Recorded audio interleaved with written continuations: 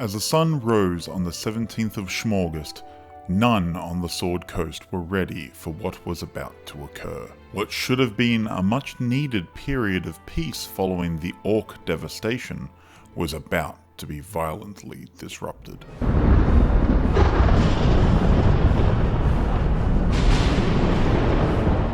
Thanks to the efforts of her followers and the machinations of the dragon Imrith, the dragon god Tiamat ripped herself from the Nine Hells and into what had not long ago been the city of Neverwinter. Within minutes of her rebirth, she found herself beset by her brother, the dragon god Bahamut, and the two engaged in a ferocious battle the likes of which the world had never seen before, that was reported to have shaken the ground for hundreds of miles.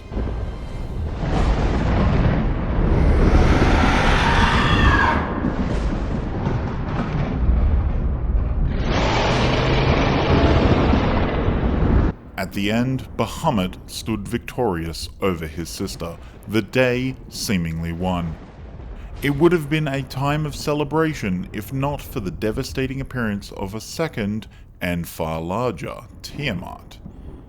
The dragon Imrith's schemes were finally in full view as this new foe entered the field, what would later be dubbed a Mecha-Tiamat. Weakened after his battle with his sister, Bahamut fell to this powerful opponent, and in an instant the world was on the brink of destruction.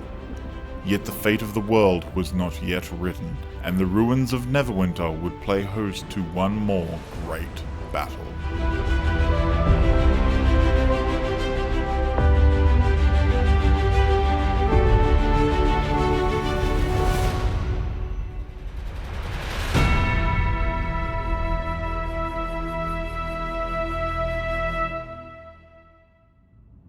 The days following saw the Sword Coast return to a sense of relative normalcy as they continued to rebuild their lives following the Orc devastation. It's really easy for us to look back now and ask, why didn't they prepare more? But I mean, the fact is the region was still rebuilding after the Orc devastation. I mean, you look at it, your average person, your farmers and your merchants and your builders, they didn't want to consider the possibility of another cataclysm. Unfortunately, the peace they sought would not last long. 7 days after the deaths of Tiamat and Bahamut, a pillar of flame was spotted in the far north, originating in the area known as the Clouthen Vale.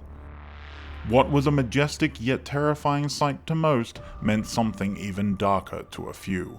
The ancient and powerful red dragon Clouth was dead, slain as one of the final steps Imrith needed to take in order to forge herself into a new and more devastating Tiamat.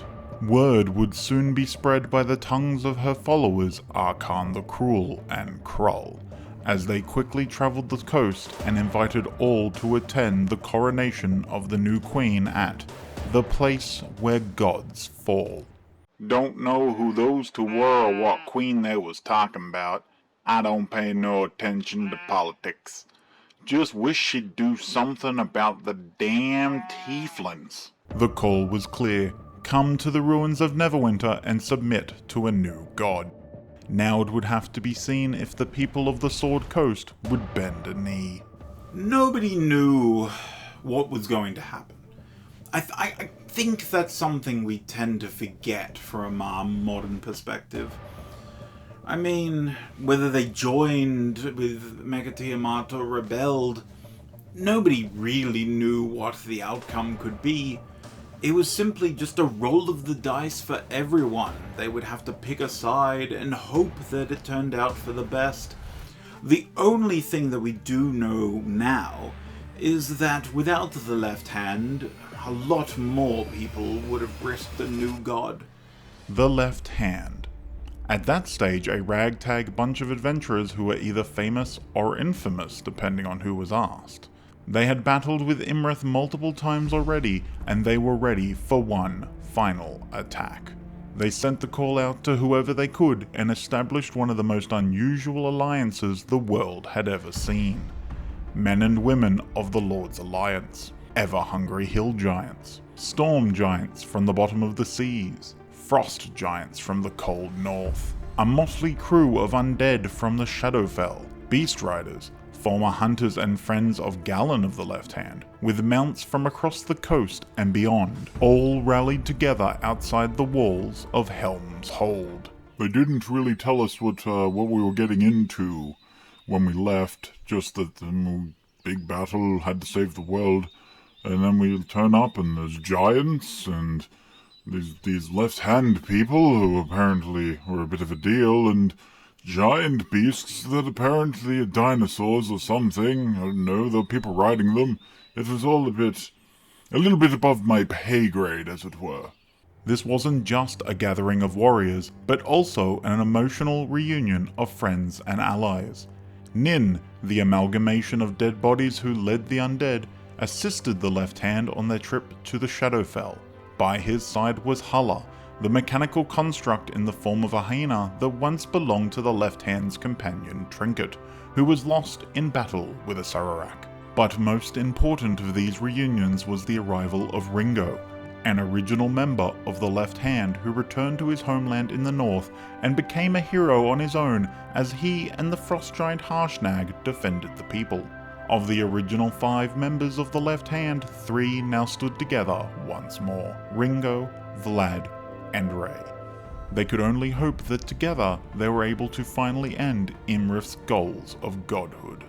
6 AM on the 24th of Shmorgast, an activity was spotted within the ruins of Neverwinter, as forces loyal to Imrith, or at least to the new Tiamat, began to teleport in and assemble. This is the sign the Allied forces have waited for.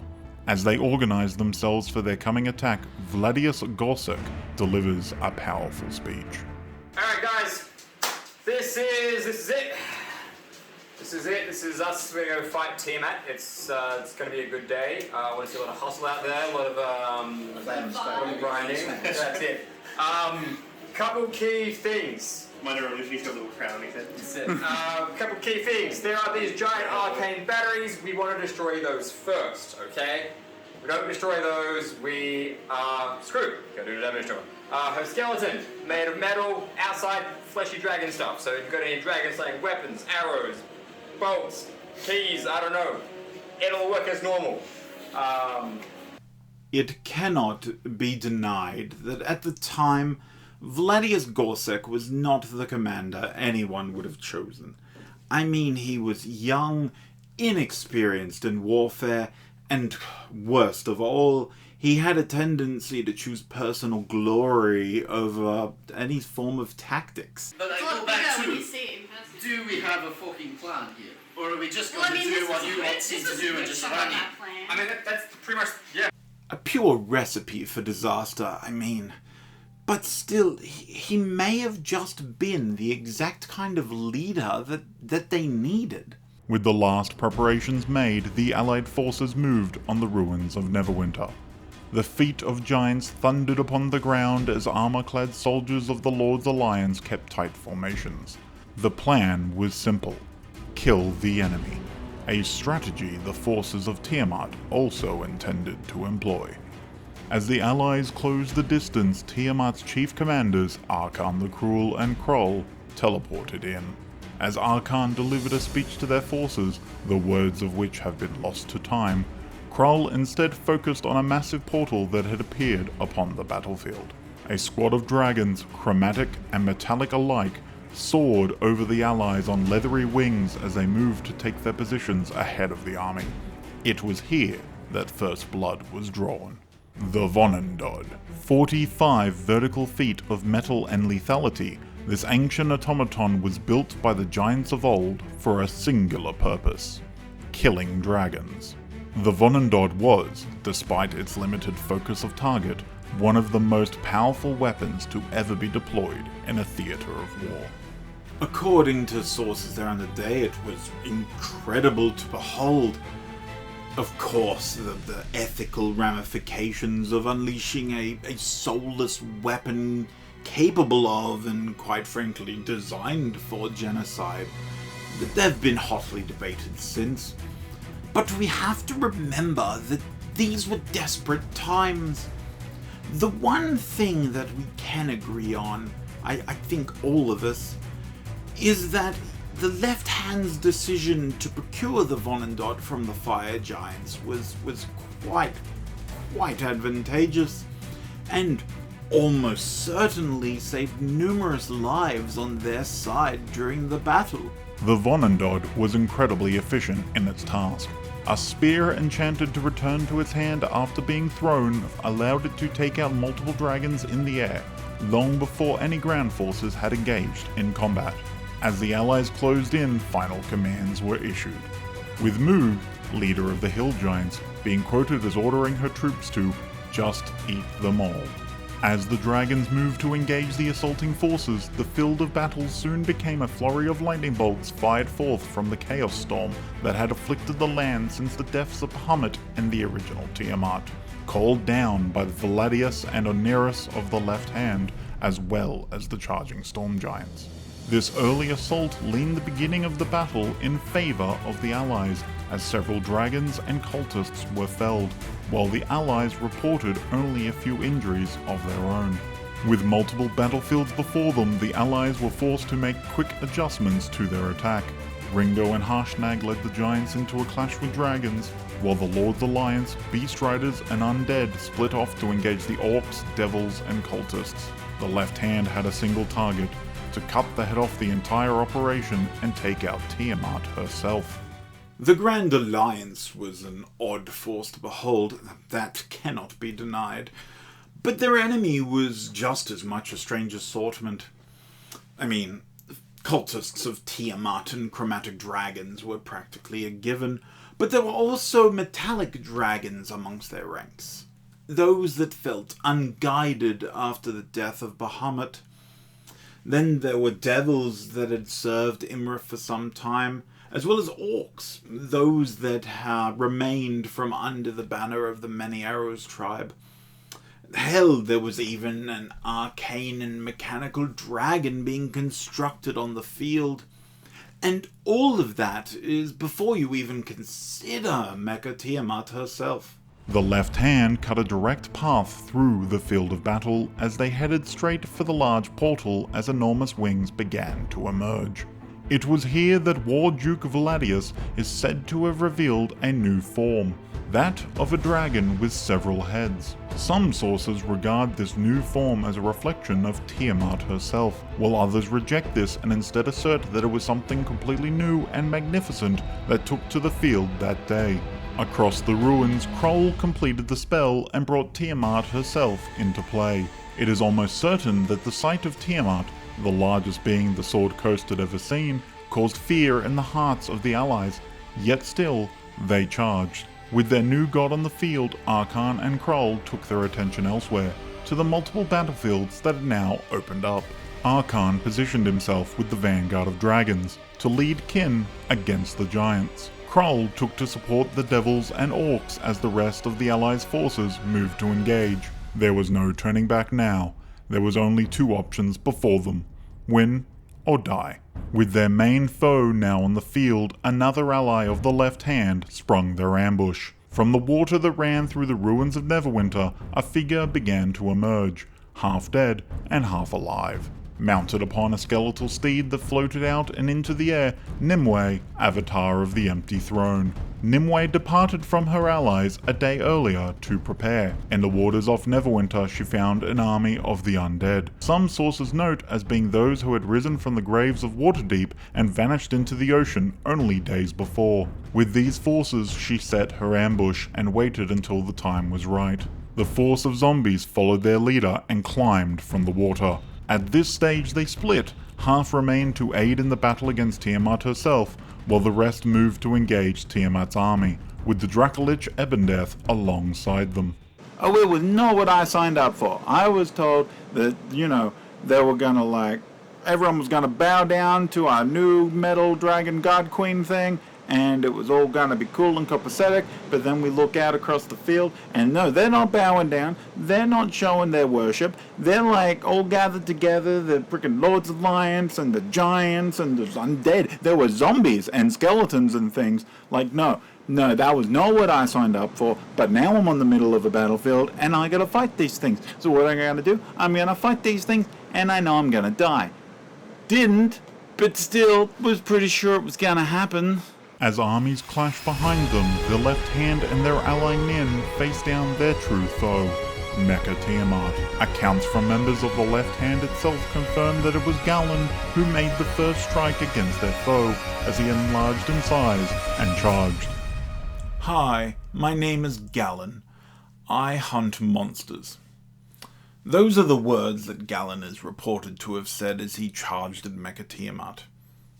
Absolutely flawless. I mean, those are words that are going to be burned into every history book for generations to come.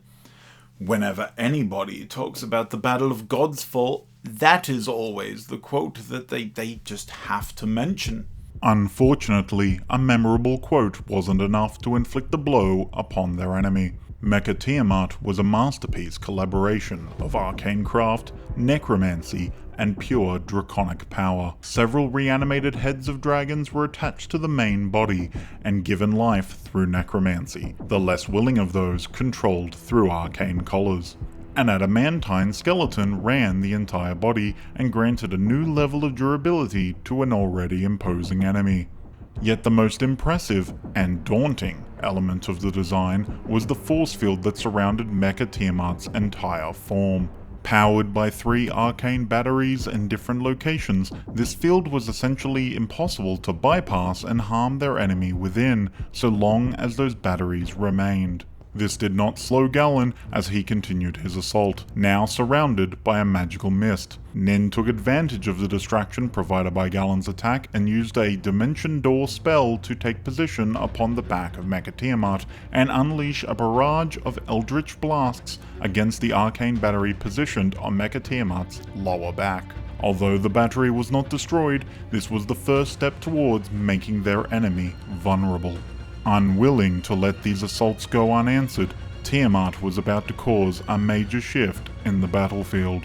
In unison, all 5 heads of Mecha-Tiamat charged and then unleashed their breath weapons in a single blast, what some consider to be one of the most destructive forces ever to be unleashed in the history of the Sword Coast. Several members of the Left Hand were caught in the blast, including Galen's Tyrannosaurus Rex Tiny and Vlad's Squire Lyle.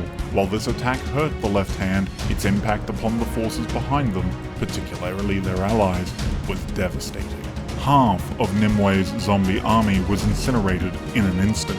Half of the Hill Giant forces were also killed, and their leader Moog was left immobile with the deaths of half of her bearers. The worst hit were the Frost Giants, of whom only the hero Harshnag survived. The only consolation for the allies being that Tiamat cared more for causing harm than avoiding friendly fire, as an estimated quarter of dragons present were also killed in the attack. However, the number of casualties for the allies was devastating, and may have just turned the tide of battle against them. Yet the battle was far from over, and the Left Hand were still in the fight. Nimue, astride a flying skeletal horse wreathed in purple flames that sources note was named Ponyta, recovered from Tiamat's blast and responded. Though the exact level of magic used is unknown, accounts from the day report a surge of necrotic magic as Nimue called upon her god, the Empty Throne, and dispelled the magic within the arcane battery upon Mecha-Tiamat's neck. The force field remained up, but now with only 2 batteries still active, their odds looked better than ever. With 1 arcane battery down and another already damaged, Vladius in his draconic form, affectionately known as Vladimat, made the strategic decision to target the 3rd battery, located upon Tiamat's front right foot, and therefore the most protected of the 3. Even in his new form, he could not defeat the brute strength of Tiamat, yet still provided another distraction in the fight. On the front line of the main battlefield, Ringo and Harshnag engaged Archon and his bodyguards, hoping to cut one of the heads off Tiamat's forces. Growing in size, Ringo tried to make himself Archaan's main focus, while Harshnag targeted Toragar, his Minotaur bodyguard, a clever tactic if against a foe less tactically gifted than Archaan the Cruel. Not allowing the gnome hero to distract him, Archaan used the Hand of Vecna to cast Finger of Death upon Harshnag. While this attack did not fell the Frost Giant, it gave Toragar the opportunity to inflict further damage, while a distracted Ringo was only just able to fend off attacks by Asajano the Chimera and Archaan himself. The Vonindod, reported to have only taken minimal damage from Mecha-Tiamat's massive attack, continued to battle its way through the draconic forces mounted against the Allies. The arcane weapon lived up to its reputation and provided the distraction needed so that the Allies were not overwhelmed by draconic breath weapons. Back in the battle against Mecha-Tiamat, the rear battery was struck by a sudden explosion, which may not have destroyed the battery but certainly caused further structural damage. The exact nature of the explosion remains unconfirmed, however witness reports claim that it originated from a unique type of arrow. It is actually unclear whether Ray of the Left Hand was even on the field of battle that day, if only because very few could attest to seeing her at all. However, it is consensus amongst historians that she must have been, if only due to reports of mysterious and devastating arrow shots throughout the battle. It was at this point that another shift hit the battlefield as the Chaos Storm changed and buffeted the region in a chilling blizzard. Though visibility was largely unimpaired, the buffeting cold winds and snow slowed forces on both sides of the conflict. Yet neither side allowed this change in weather to deter them from the battle that they waged. The Left Hand also refused to let it distract them, as they focused their efforts on the arcane battery attached to Mecha-Tiamat's foot. While Galen attempted to distract their enemy with his own attacks alongside those of his dancing sword, he ordered his T-Rex Tiny to assist Vladius, and the apex predator latched its mouth around the ankle. Yet even with the aid of the dinosaur, Vlad could not force the massive foe to lift their foot. In an attempt to keep Mecha-Tiamat on the back foot, so to speak, Vlad unleashed his own breath weapon from each of the heads of his draconic form. Mecha-Tiamat would soon find herself further distracted as new forces joined in the battle. In the air above, a rift formed and grew. From it came forth a squad of Eren led by the powerful Mizmia of Dis, and accompanied by a tiefling paladin Zamira atop her friend, the wyvern Amnion. Mecha-Tiamat responded to these new opponents with a series of breath attacks evaded by the nimble flyers.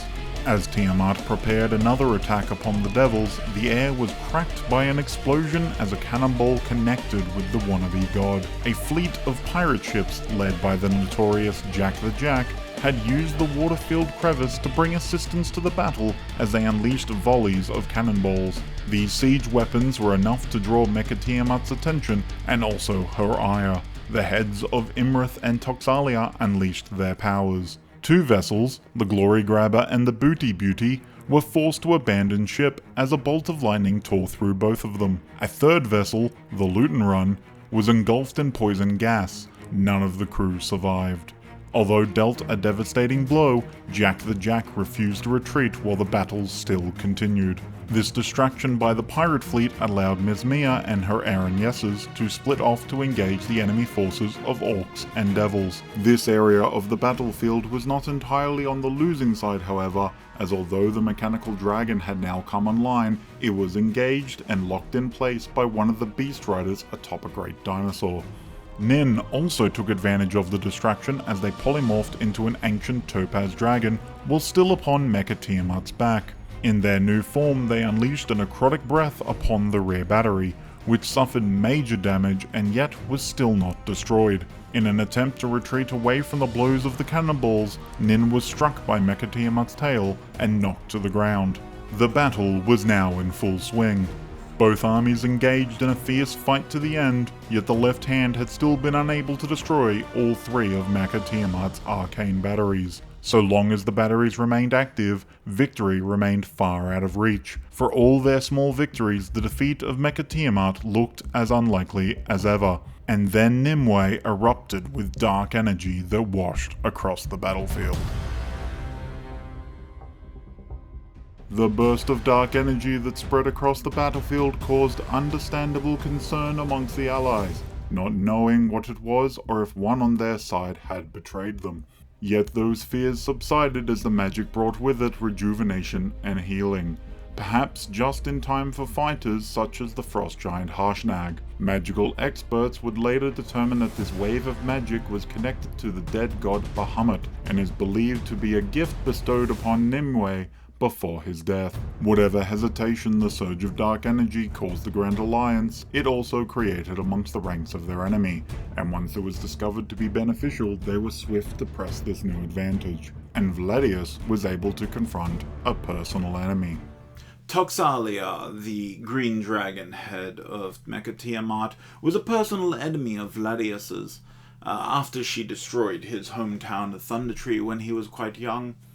Perhaps it was foolish to focus on such enmities during such a crucial battle, though few could blame him. Even fewer could accuse his utterance of "fuck you" as being too crass given the circumstances. Even though he continued to fail to gain access to the critical third battery upon Mecha-Tiamat's foot, as his force breast continued to be deflected by the force field. On the main field of battle, the Vonendod moved to engage the dragon forces directly, which was crucial in shielding both Ringo and Harshnag from aerial assault as they continued their battle against Archon and his lieutenants. Still, things are desperate, and it is clear to any fighter with a moment to think that unless the momentum of battle swung strongly back in their favor, all of this may end up a fruitless endeavor. Left to fight as she chose, Zemira directed Amnion to descend upon Mecha-Tiamat and perform a barrel roll past the rear battery as she cast the spell Ice Storm above it. As Amnion ascended back out of range, the spell buffeted the battery with hail until it was dispelled by the force of the arcane battery exploding. 2 out of 3 batteries had now been destroyed. However, as with all victories this day, it was tinged with negativity as the resultant explosion and following suction phase engulfed several of the Left Hand's fighters, with Vladimat and Tiny being pulled away from the right claw and up onto Mecha-Tiamat's back. A key thing to note here is the way that Galen moved to protect the Squire Lyle from the full brunt of the blast. This may have been simple camaraderie, yet it shows a selflessness that would become critical later in the battle. Delivered a heavy slap to the monster, while his T-Rex Tiny attempted to bite her back. As the Chaos Storm turned from cold to harsh heat, Jack the Jack's fleet unleashed a new volley of cannonballs. All of this was rendered harmless by the force field, but perhaps the goal was not to harm. All they needed was for Mecha-Tiamat to lift her right foot. And she did. Seeing the opportunity, Nin from the Shadowfell followed Nimue's tactic earlier in the battlefield and sent forth a blast of necrotic energy that dispelled the magic of the third arcane battery. All the batteries were now down. The force field was down. Mecha-Tiamat was no longer invulnerable. Without hesitation, Nin unleashed a barrage of eldritch blasts upon Mecha-Tiamat, and for the first time during the battle, the would-be god bled. In response to the turn in the fight, Mecha-Tiamat savagely attacked both Galen and Tiny, though both pushed through. She also attempted to strike at Vladius, only for his Vladimat form to dodge as his heads continued to taunt her, infuriating her further. In a seemingly desperate move to turn all advantages in their favor, Nimue leapt from her steed Ponyta onto Mecha-Tiamat's back. Tumbling and scrambling, she made her way to the collar that held Klauf's head to the body and conjured an anti-magic field to try and deactivate the collar, and perhaps remove Klauf from Imrith's control. Yet this did nothing to stop Imrith as she turned her head to savagely bite at Tiny upon her back. In response, Vladius Gorsek unleashed every claw and bite he could upon Imrith's head.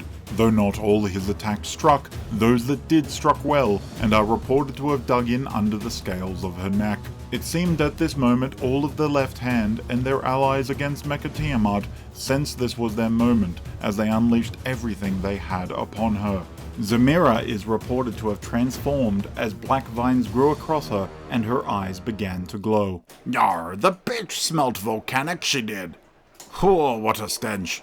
Then she unleashed a moonbeam upon Toxalia's head, which is reported to have greatly irritated the Green Dragon. Amnion, in turn, became infused with strength as he swooped in to sting and bite. Not taking such attacks without response, the White Dragon bit Zamira before she and Amnion could retreat to a safe distance, while Tiny was clawed even further. It was not just against Mecha-Tiamat that the battle intensified, as back on the main battlefield, Ringo and Harshnag pressed their new advantage. From his flanking position, Ringo managed to strike Archon deep across the back, summoning flaming chains that restrained the commander and causing the slow spell that afflicted Ringo to be dropped. Harshnag followed through with a hit up under Archon's ribs. In response, Archon attempted to cast Geas upon Ringo, with arcane historians having a consensus that he had planned to force Ringo to turn upon Harshnag. However, Ringo fought off the attempt, and, in a moment of irony, used a cloud rune to deflect Archon's following strike into hitting Torragar. Asojano moved to aid Archon against Ringo, though failing to land anything but a slash of claws. Yet, for all their strength and prowess, Ringo and Harshnag were about to be struck by a crippling blow. The Minotaur Torragar struck at Harshnag, shredding the remaining Frost Giant's thigh apart. Then, as the giant hero started to fall, leapt and drove his horns up into Harshnag's head. The Frost Giant hero fell, and, perhaps empowered by watching a foe fall, Archon burst free of his flaming chains. This was a hugely devastating blow. Harshnag was known to be an ally of the Left Hand for some time, and there are even reports that he was with them during their first battle with Imrith. To have him fall on the field of battle was just, well, it just destroyed morale. A flaming arrow, also attributed to the elusive halfling Ray the Fox, struck Toxalia's head with such force that it is said to have sunk entirely inside. Legends of the day suggest it fused with the burgeoning god power of Mecha-Tiamat, though arcane historians have found no true evidence to support this claim.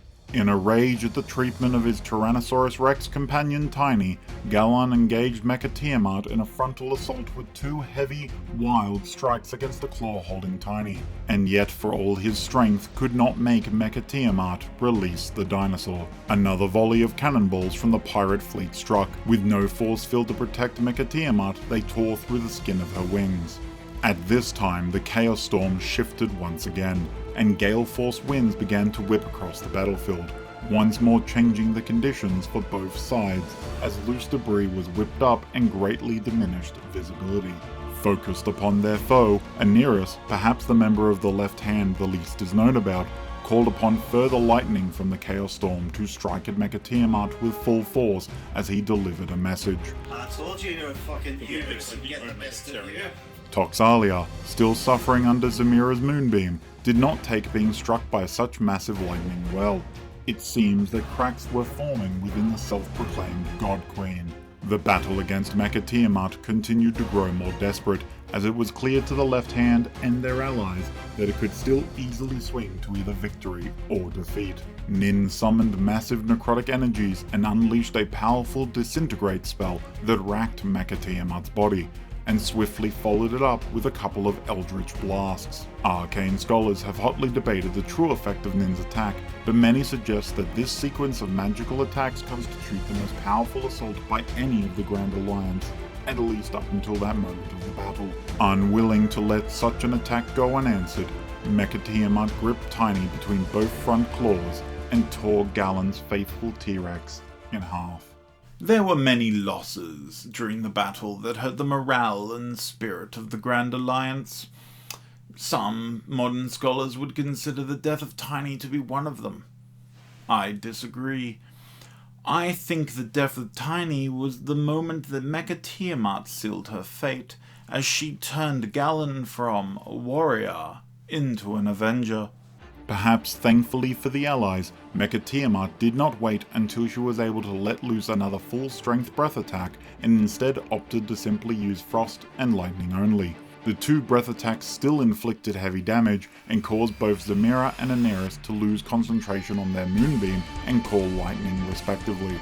Though, Mecha-Tiamat continued to show little care for those following her, as more dragons on her side were lost to the attack, thinning their ranks even further. Toxalia, taking notice of Nimwe's position on Klaus' head, bit the Empty Throne's avatar badly and caused her to lose her anti-magic field.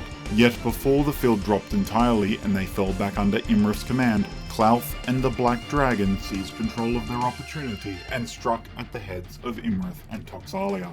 The Black Dragon bit deep into Toxalia's neck, while Klaus bit down on Imrith, forcing her mouth shut as she let loose her lightning breath and taking a chunk out of the side of her head in the process. But with the loss of Nimwe's anti-magic field, both of the dissident heads fell back under Imrith's control.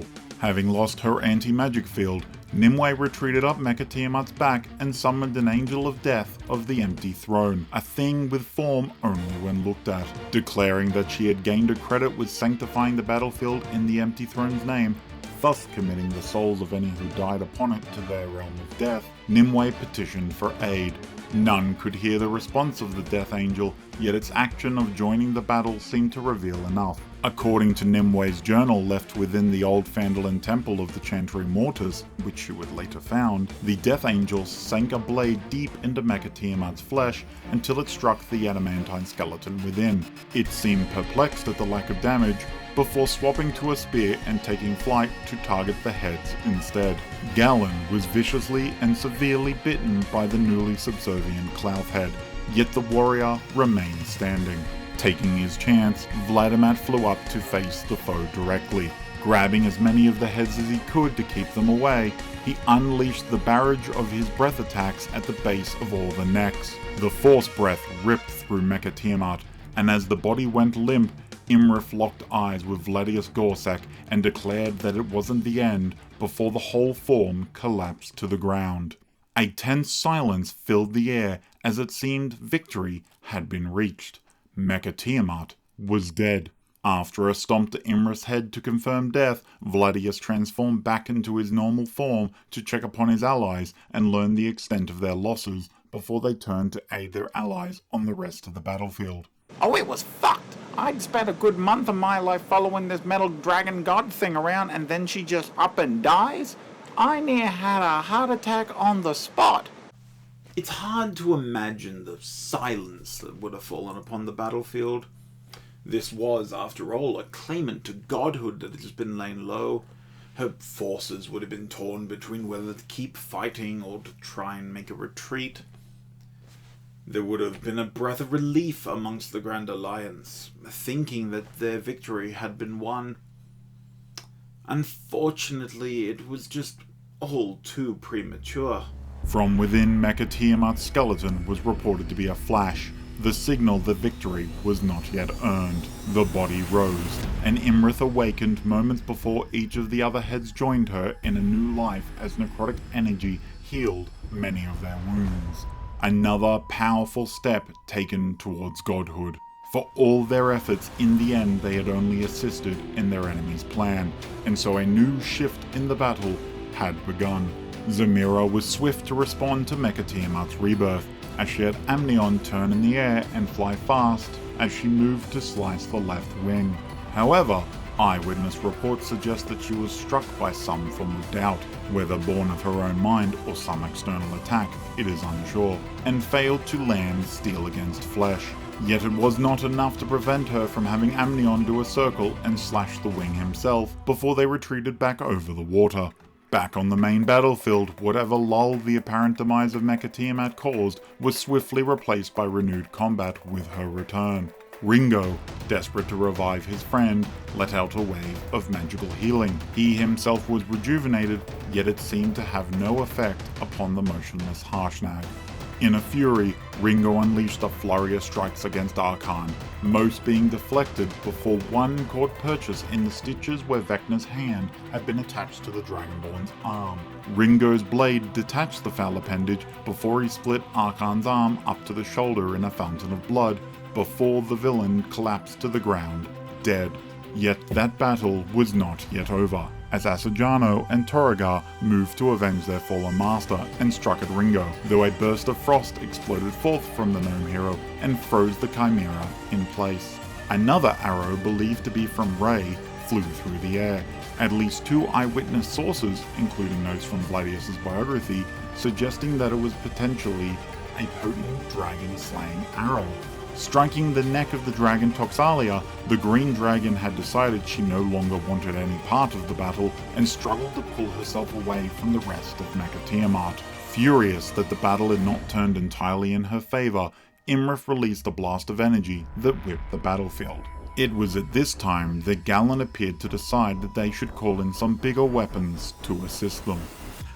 I am not one to take Vladius's biography, From Devil to Dragon, the story of Vlad, the man that killed a god, to be entirely factual. It just contains too many grandiose statements beyond that ridiculous title. However, some parts of it may be true.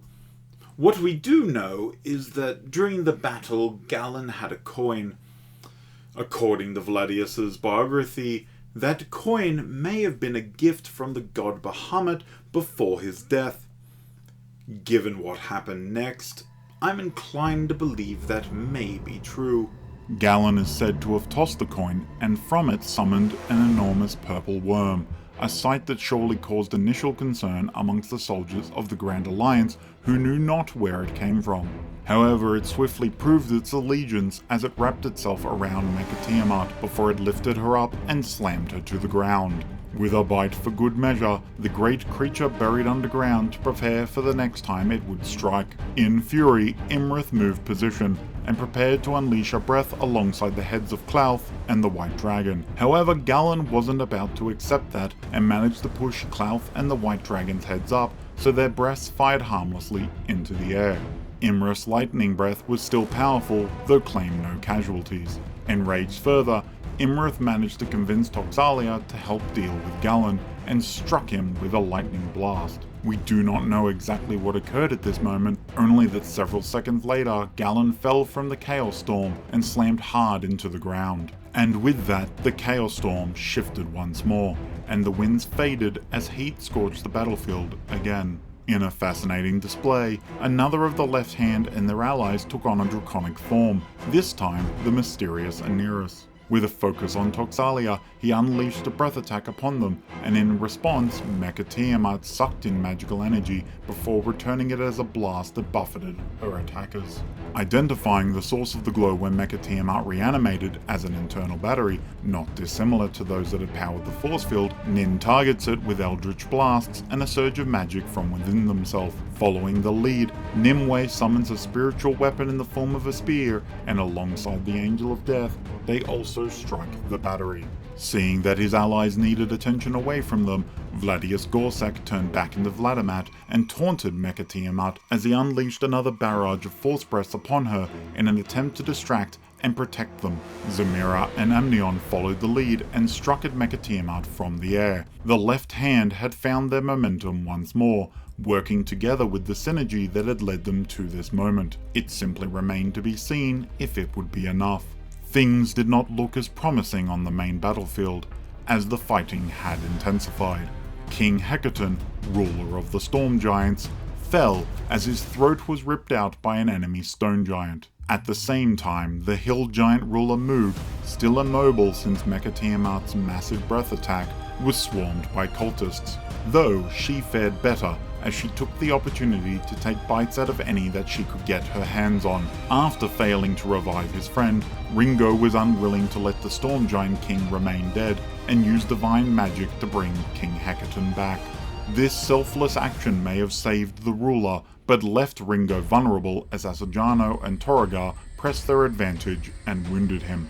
Another dragon-slaying arrow struck Mecha-Tiamat as the great god machine took to the air, each flap of their mighty wings a gale of wind and dust. For all they had done, Mecha-Tiamat did not openly appear severely damaged, though it seemed there were still fractures as Toxalia seemed eager to be anywhere else. Every loss they had suffered up until this moment must have weighed upon them, despite all of their victories, and all would have known that defeat was still as likely as a win. All of Mecha-Tiamat's breath weapons had been recharged, and it was certain that they would all be unleashed once more in an attack that none would be likely to survive. Surely all of the Left Hand had this plague their mind as they tried to find some desperate maneuver to stop her. Yet it was Galen who stood up and it was Galen who made a decision that would change the world forever. Vladius's biography is a little sparse when it comes to this moment. In fact, none of the Left Hand really give us any details beyond what we know to have happened. Meaning we do not know if what Galen did was part of some pre-planned contingency or a purely spur-of-the-moment decision that caught all of his allies by surprise.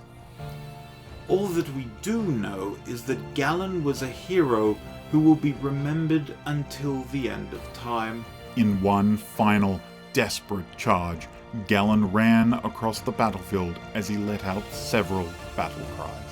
Faerun, for the Sword Coast! To the Left Hand! Suck on this, you big son of a... Wait, did I leave the stove on? The staff of Acererak, taken from the necromancer himself on an earlier quest with the Left Hand, was in Galen's grasp as he ran and used Misty Step to appear right in front of Imra's face. He stared into the face of his greatest enemy as all 5 heads prepared to destroy the Left Hand with another combined breath attack, and so he broke the staff over his knee and unleashed an arcane explosion of tremendous power. The magic tore apart everything it washed through, disintegrating Mecha-Tiamat halfway along her length. Silence fell over the battlefield as the back half of Mecha-Tiamat began to fall, and as it did, Nimue, who was caught within the explosion, tumbled forth in a severely damaged state, saved only by the will of the empty throne. Galen, however, was gone. All battles require sacrifice. Galen's was the ultimate. I do believe that if he hadn't, the Battle of Godsfall would have been lost, and today we would all be living under Mecha-Tiamat as a new, true god. He saved us. He broke a piece of wood over his knee, sacrificed himself, and he saved us all. With their chosen god dead, the forces that had marched under Mecha-Tiamat's banner quickly fell into disarray. Most fled, and those that didn't quickly found themselves cut down by the Grand Alliance's forces. The Tortle Krull, using teleportation magic, escaped the battle with Arkan's body. It is known that years later Krull would meet his demise at the Blades of Nimue and a strike force from her chantry, though what became of Arkan's body remains a mystery, as no mention of it was ever made. The fate of Vecna's hand also remains a mystery, as no written record exists of it following the battle. In a more joyful turn, the frost giant Harshnag was brought back to life by Ringo through the use of our Revivify spell, reuniting the two heroes and friends. The Battle of Godsfall was over, a bittersweet victory for the Left Hand and their Grand Alliance. All that remained of Galen was his sword embedded in the ground with a note, both still enlarged. The note had a simple message: I wish that everyone who had died by the orcs was alive again. And it is said that his sword contained a single wish spell within it, making this his final command to his allies and friends. The Battle of Godsfall ended at 6:05 AM on the 24th of Shmorgast. From the moment Galen first charged Mecha-Tiamat with his historic greeting until the moment he broke the staff over his knee was merely 54 seconds. 54 seconds within which the greatest battle the Sword Coast had ever seen was fought, and the fate of our world was decided. Everybody knows the legacy of the Left Hand, even if they don't know the exact details of what they did or how. They know Valadius the Valiant as a leader and Galen as a savior, Ray as a shadowed blade and Ringo as a steadfast friend. Nin, Nimue, Harshnag, Zamira, Amnion, Jack the Jack, Mizmia. They know about them all. They know about them from the legacies left behind, the monuments that still stand, the stories told about them either in grand halls or whispered in taverns. They know the Left Hand as heroes. Heroes that saved the world. Yet it was not a clean victory, and not at all. I mean, you could see it in the state of the world around us today. The lingering effects it has had. Legacies that should have remained strong, shattered like glass under the smallest of pressures. We are safe, that is undeniable, and it is undeniable that it is because of the Left Hand that we are safe. Yet we cannot ignore the unintended consequences of their victory. The Left Hand is gone, now nothing more than memories and tales. It's important for us to remember them, to be glad for them and all that they did for us. But it is also important for us to remember that this is our world. These are our lives. If there was another threat that could destroy us all, would there be another Left Hand to stand up and protect us? Would there be anyone? While we remain safe behind our walls and our magic and our technology, I would implore you to take just one lesson from the Battle of Godsfall. Only the one, if that's all that you can manage. The Left Hand, they didn't start as heroes. They came from all walks of life. In fact, by the end, some of them still may not have considered themselves heroes. Yet they faced down a god machine and gave us a world that we could fight for, as broken as it may be. I suppose the lesson I want you to take is this, that anybody can be a hero, and in fact, the next hero that we need might just be you.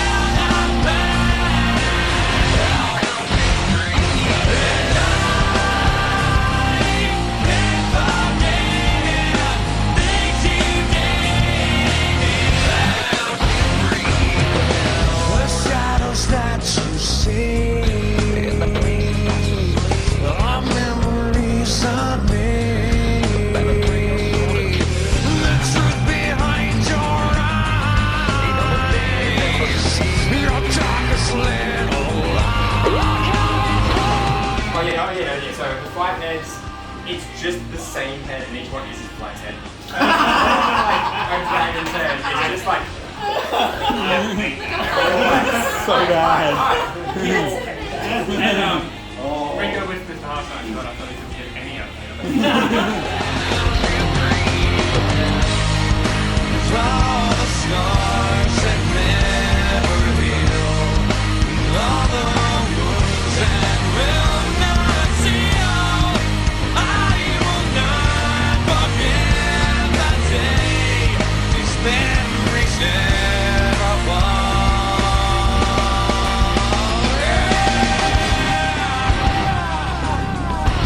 Will make a difference. You, me, Lyle.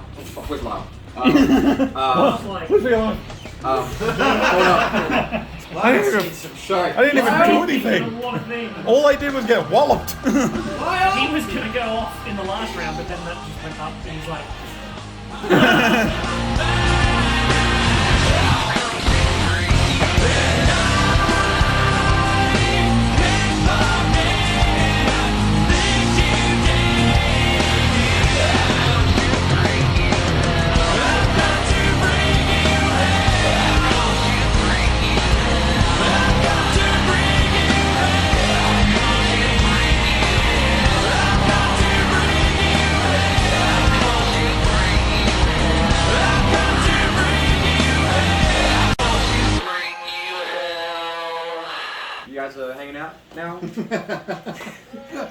Yeah, wear a face. Why are you so awkward when you talk to people?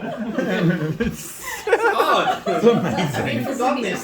This is just normal for us. I still He's remember never gotten better. the widow that he tried to hit. Oh, he's been on so many widows.